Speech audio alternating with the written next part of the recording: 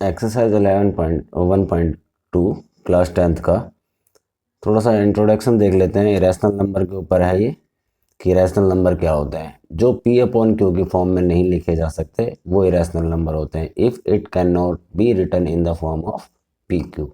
ठीक है, तो पी अपॉन क्यू की फॉर्म में कौन से नंबर नहीं लिखे जा सकते, जैसे अंडर रूट 2 है, अंडर रूट 3 है, अंडर रूट 5 है, जो रूट से बाहर नहीं आ सकते, अंडर रूट 7। अब जैसे ये अंडर रूट 9 है, अंडर रूट 9, अंडर रूट 4, अब ये क्या होंगे, अंडर रूट 4 को हम लिख सकते हैं 2 × 2 मीन्स ये 2। ठीक है, 2/1, ये पी अपॉन क्यू की फॉर्म में लिखा जा सकता है। अंडर रूट 9 है, इसे हम लिख सकते हैं 3 × 3। ठीक है, ये तो 3 बन गया, 3/1। इस तरह से ये तो हम पी अपॉन क्यू की फॉर्म में लिख सकते हैं 9, 4। ठीक, पर हम अंडर रूट 2 को नहीं लिख सकते, अंडर रूट 3 को, 5 को, 7 को, 11 को। इस तरह से बहुत सारे जो नंबर हैं, काफ़ी सारे नंबर होते हैं जिन्हें हम पी अपॉन क्यू की फॉर्म में नहीं लिख सकते, उन्हें हम बोलते हैं irrational number.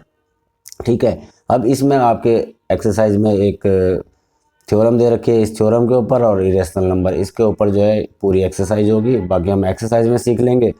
Late P be a prime number, मान लो पी कोई प्राइम नंबर है। प्राइम नंबर कौन सा होता है, जैसे 5 हो गया। ठीक है, 5 एक प्राइम नंबर है। If P divides A square, अगर पी ए स्क्वायर को डिवाइड करता है, ए स्क्वायर मान लो कोई नंबर, कोई भी नंबर ले लिया, हम 10 ले लिया, 10 का स्क्वायर, ए स्क्वायर। हमने पी ले लिया 5 और ए ले लिया 10। ठीक है, तो ए स्क्वायर क्या हो गया, 5 इक्वल टू ए स्क्वायर क्या हो गया हमारा 100। ठीक, ए स्क्वायर हो गया 100, तो ए स्क्वायर हो गया 100। ठीक है, तो अगर पी ए स्क्वायर ए को डिवाइड करता है, पी मतलब 5 जो है अगर 10 को डिवाइड करता है, 5 अगर 10 को डिवाइड करता है तो 5 100 को भी डिवाइड कर देगा। ठीक है, ये थ्योरम है, इस थ्योरम के ऊपर ये क्वेश्चन होगा। Let P be a prime number if P divides A square then P divides A.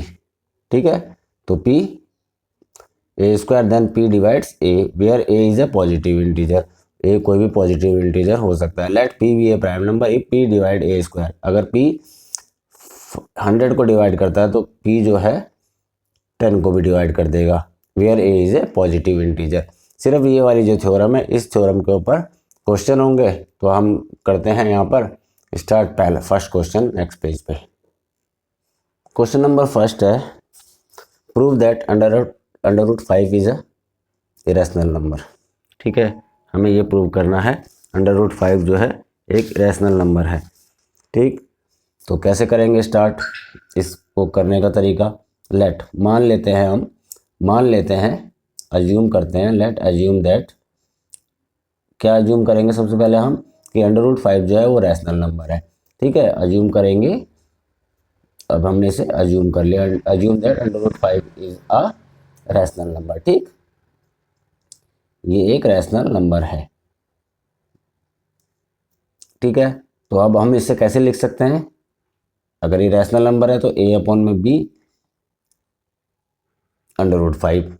ठीक है, पी अपॉन क्यू की फॉर्म में लिख लिया, क्योंकि रैशनल नंबर है तो ये आएगा। अब यहाँ पर क्या है कि जो ए और बी है वो को प्राइम है। को प्राइम क्या होता है, जो अपने अलावा किसी और नंबर से डिवाइड नहीं होता, सिर्फ जो अपने अलावा किसी नंबर से डिवाइड नहीं हो सकता। तो यहाँ पे लिख देंगे where a and b are coprime. ठीक है, को प्राइम, को प्राइम मतलब, प्राइम मतलब तो एक हो गया, को प्राइम मतलब दोनों के दोनों, दोनों के दोनों जो है अपने अलावा किसी और नंबर से डिवाइड नहीं हो सकते। ठीक, तो ऑन स्क्वायरिंग बोथ साइड, अब हम इन दोनों का स्क्वायर कर लेंगे, यहाँ पे लिख देंगे on squaring both side, both side. Question करने का तरीका है ये, ए क्या हो जाएगा, ये अगर हम इसका स्क्वायर करेंगे बोथ साइड तो ए अपॉन में बी का square equal to under root 5 का स्क्वायर, तो ये हो जाएगा ए स्क्वायर अपॉन में b square equal to under root 5 का स्क्वायर क्या होगा 5। ठीक है, अब हम इसको यहाँ पे क्रॉस मल्टीप्लाई कर देंगे, तो ए स्क्वायर इक्वल टू 5b का स्क्वायर, इसको हमने फर्स्ट मान लिया। ए स्क्वायर बराबर में है 5b के स्क्वायर के बराबर। अब क्या करेंगे, हम ए को यहाँ पर ए को 5m पुट कर लेते हैं। Put a equal to 5m। ठीक है, तो ये क्या हो जाएगा, 5m का स्क्वायर इक्वल टू 5b का स्क्वायर। ठीक है, जो m है यहाँ पे, m कोई भी इंटीजर है, हम यहाँ पे लिख लेते हैं इसे, where m is any integer, any integer. ठीक है, एक तरीका है इसे क्वेश्चन को करने का, 5m square equal to 5b square. तो 5m का स्क्वायर क्या होगा, 5 का स्क्वायर होगा 25 और m का स्क्वायर होगा m square equal to 5b square. अब यहाँ पर 5 इधर इसके नीचे चला जाएगा, डिवाइड में चले जाता है, 25/5 m square equal to b square, ये कट गया, तो ये क्या बन गया, 5m square equal to b square. ठीक है, हमने क्या पुट करा था, A square equal to 5b square. अब यहाँ पे b स्क्वायर इक्वल टू क्या आ गया, 5m स्क्वायर। यहाँ पर इसे चेक करो, b square equal to 5m square. ठीक है, अब यहाँ पर क्या है, 5 जो है वो b स्क्वायर को डिवाइड कर रहा है। 5 जो है यहाँ पर क्या है, 5 जो है ए स्क्वायर को डिवाइड कर रहा है और यहाँ पर 5 जो है b स्क्वायर को डिवाइड कर रहा है। ए की जगह में हमने 5m पुट कर दिया था, तो यहाँ पर क्या लिखेंगे हम, सो 5 डिवाइड b स्क्वायर। तो सो 5 डिवाइड b स्क्वायर। ठीक है, अब हमने ये थ्योरम पढ़ी थी, क्या क्या थ्योरम थी, अगर 5 b स्क्वायर को डिवाइड करेगा, अगर 5 b स्क्वायर को डिवाइड करेगा तो 5 जो है b को भी डिवाइड करेगा। तो इम्प्लाइज दैट हमने लगा दिया 5 डिवाइड b। ठीक है, 5 तो क्या है, 5 जो है b को भी डिवाइड करेगा। तो क्या हुआ इसमें, जो 5 है वो a और b दोनों को ही डिवाइड कर रहा है ना। तो हम क्या लिखेंगे, 10 5 is a common factor of